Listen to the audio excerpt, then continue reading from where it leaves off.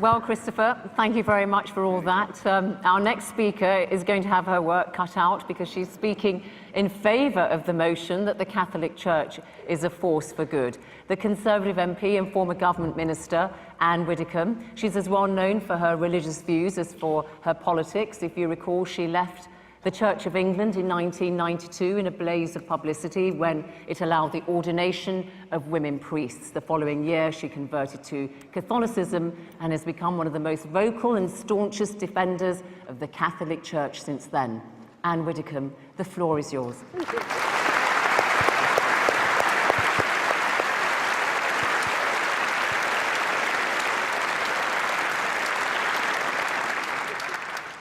Thank you very much, Madam Chairman.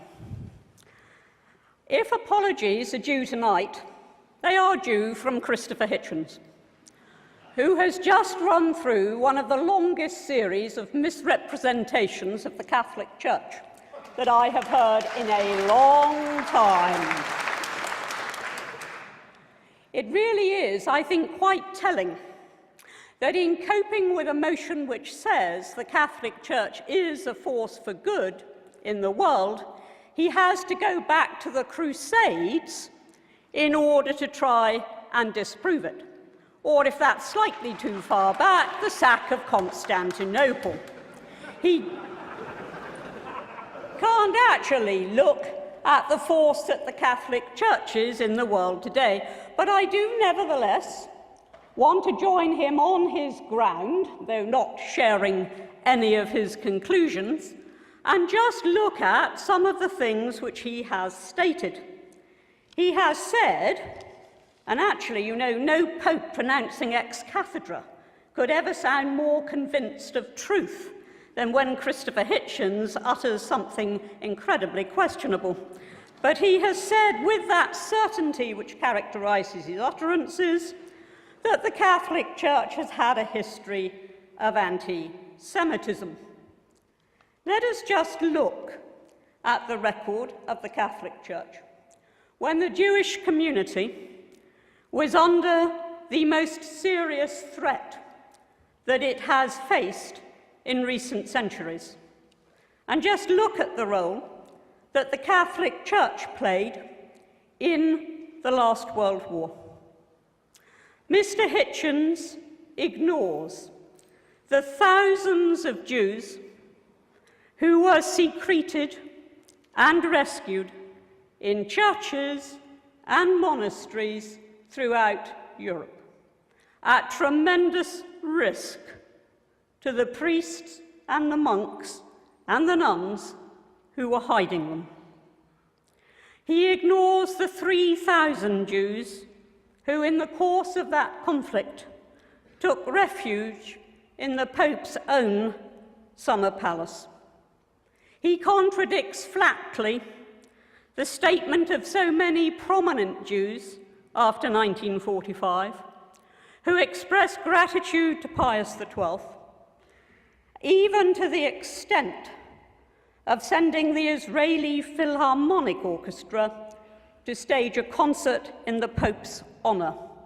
Not, I think, something that they would have done if they had thought he had been anti-Semitic, but rather they recognised that the Catholic Church throughout that period acted within the limitations of the time as a force for good. Martin Gilbert and Michael Burley, historians of very considerable repute, point to the large number of Catholics who found themselves in Dachau. And of course, we should remember that any Christian, not just Catholic, but any Christian joining the SS had first to renounce his faith. So I do not think that a charge of anti-Semitism can stand up. Yes, it is quite true that the New Testament says that the first century Sanhedrin made a very major contribution to the death of Christ. So also did the Romans. And indeed, it's Pontius Pilate that we remember in the Creed every Sunday, not the Sanhedrin. Yet I do not recall Mr. Hitchens suggesting that because of that, the modern Catholic Church is anti-Italian. I rather thought it was quite pro-Italian. He also suggests that the Pope welcomed back a Holocaust-denying bishop. Let us first remember that the bishop in question was originally expelled for disobedience. Upon being reinstated and upon reiterating his views, the Pope, a fact conveniently ignored by Mr. Hitchens, commanded him to repent, commanded him to deny what he had said. You would think from listening to Mr. Hitchens that the Catholic Church alone has been responsible for atrocities throughout history. If you are going to judge the Catholic Church at any given stage in history, then you have to judge it against the standards that were prevailing at the time, and condemning the Inquisition, which was a horrible thing, condemning the Inquisition in isolation from condemning just about the whole, in fact the whole, of European society, which at that time rejoiced in punishment and torture as a means of dealing with criminality and with treason and with wrongdoing. To try and divorce the Catholic Church from that and say that it was uniquely guilty under the Inquisition is simply trying to look back at centuries gone past and apply a standard that nobody applied at the time. And coming nearer to our day, of course, Christopher Hitchens is right, and who could possibly dispute with him, that the abuse of children, of innocent children, is one, in fact, it is the worst offence that anybody can commit. Of that, no doubt. But again, he seems to think that the Catholic Church should have had some unique insight, which demonstrably was lacking in society as a whole, and I'll give examples at the time. Let's remember that in the 1970s, not the Crusades, not the sack of Constantinople, but in the 1970s, the National Council for Civil Liberties in this country allowed the paedophile information exchange to affiliate to it. And the National Council for Civil Liberties had extremely respectable people at its head, including Harriet Harman and Patricia Hewitt. Would anybody seriously say that they condone child abuse? They were acting in the ignorance of the time. Magistrates at that time, some didn't even get before judges sometimes. Magistrates were awarding a few months in prison for that heinous crime. I myself, in the 1980s, trained as a Samaritan. One of the things we were taught was how to handle it when we got callers about child abuse.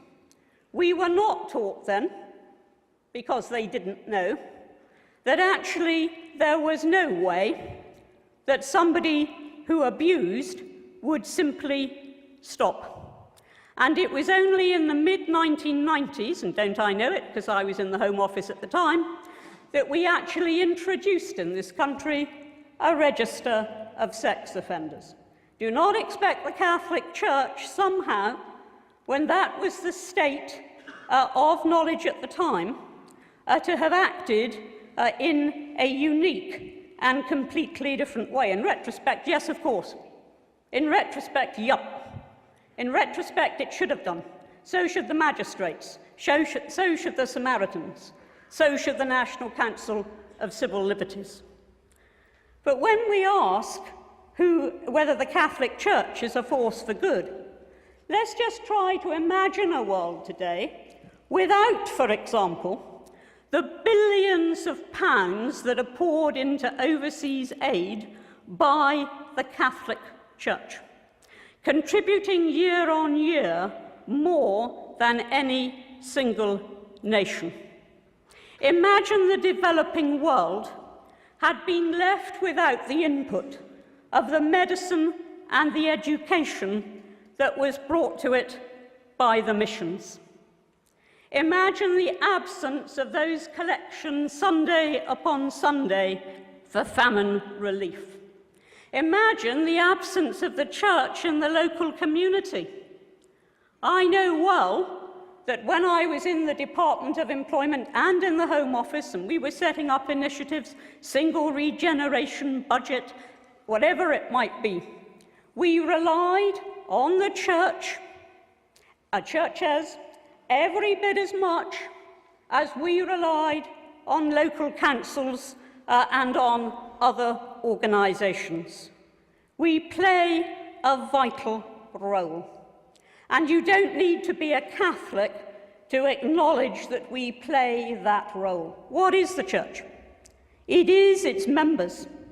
It is the nuns and the monks and the priests and the lay workers and the congregations. It is not just the hierarchy of the church.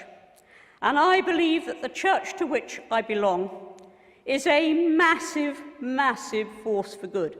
But let us not just keep the debate at that level. I knew somehow that when we were here tonight, we would be discussing child abuse and condoms. They came in the end. I almost thought we were going to get through an entire speech without condoms from Christopher Hitchens, but we got them at the end. If he has a creed, it would be, I believe in condoms. But that is not what the Catholic Church is about. It isn't only about the physical relief of the poor. It isn't only about the work it does on earth, but it is the message that it preaches. And that message is one of hope. That message is one of salvation. And it is all very well for some people in their intellectual arrogance to say, we can do without that. But actually, billions of people across the world live by that message of hope and of salvation. They try to live by the commandments and also by the interpretation of those commandments by Christ. Yeah, sometimes they fail. Sometimes their leaders fail.